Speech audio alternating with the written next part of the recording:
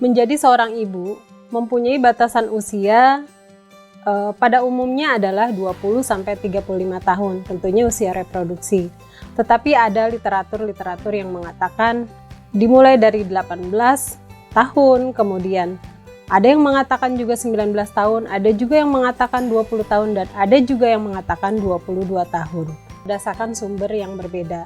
Akan tetapi saya di sini memakai patokan usia 20 sampai dengan 35 tahun.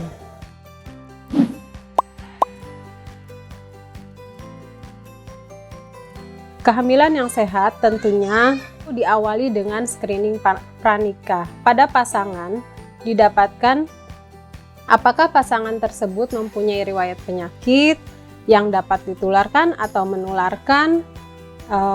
Tentunya hal ini harus diatasi dulu.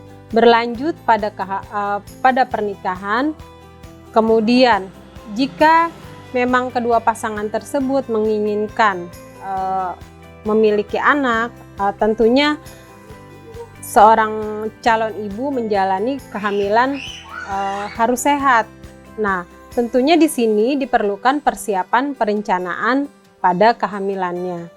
Di antaranya adalah pemeriksaan ini tentunya harus melalui tahapan-tahapan yang harus dilalui oleh seorang calon ibu hamil. Calon ibu hamil ini dia harus dilihat riwayat apakah dia ada penyakit keturunan dalam keluarga, misalnya seperti darah tinggi atau mungkin ada penyakit-penyakit diabetes dan yang lainnya. Jika memang ada penyakit-penyakit tersebut, berarti ibu hamil dapat mewaspadainya atau mungkin mengikuti tahapan pengobatan terlebih dahulu agar pada kehamilannya menjadi aman. Begitu juga dengan gangguan reproduksi mungkin yang dialami seorang calon ibu hamil. Nah, tentunya hal ini harus ditata laksana dahulu sehingga kehamilan menjadi sehat dan berjalan seperti yang diinginkan.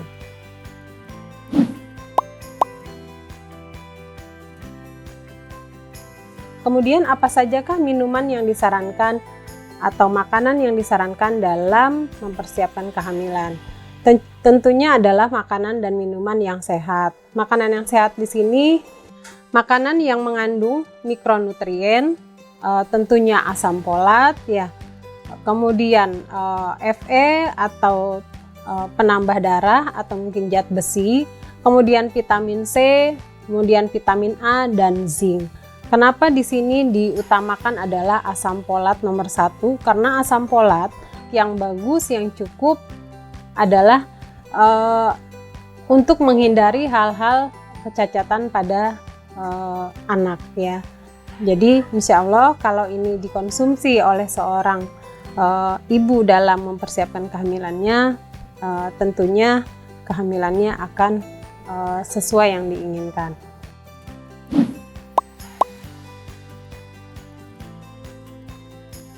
Makanan dan minuman yang disarankan pada pasca persalinan. Pada pasca persalinan pun sama.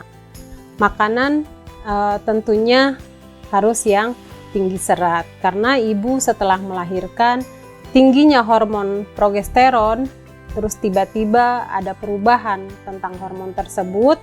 Nah, biasanya ibu akan kesulitan dalam buang air besar. Nah, di sini dianjurkan untuk makan makanan yang tinggi serat.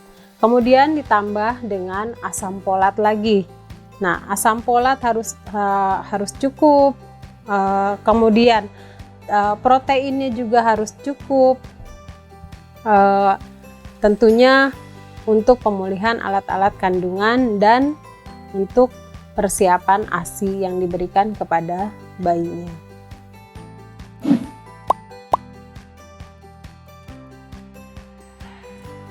Dalam hal ini tentunya makanan dan minuman yang tidak boleh dikonsumsi adalah makanan minuman yang mengandung gas. Kemudian santan mungkin yang terlalu kental atau mungkin pedas ya. Tentunya makanan-makanan yang pedas akan mengganggu sistem pencernaan seorang ibu ya. Kemudian makanan-makanan yang sulit dicerna, misalnya apa seperti mie, karena kita tahu kalau mie itu dicerna oleh tubuh itu sangat lama dan panjang, 24 jam dia baru bisa dicerna. Oleh sebab itu sebaiknya makan makanan yang mudah dicerna, karena kita tahu kita itu harus makan 3 kali sehari dalam waktu misalnya pagi, siang, kemudian sore atau makan malam. Nah, tetapi dengan kita mengkonsumsi makanan yang sulit dicerna, maka akan timbul rasa kenyang yang berkepanjangan, sehingga ibu pada saat waktunya sudah makan, dia belum makan. Nah, inilah pemicu-pemicu yang menyebabkan seorang ibu menjadi punya sakit atau mempunyai penyakit tambahan. Misalnya terjadi peradangan pada lambung atau mungkin gastritis atau mungkin sakit mah. Nah, hal-hal seperti ini yang kita jelaskan pada seorang ibu yang pasca melahirkan.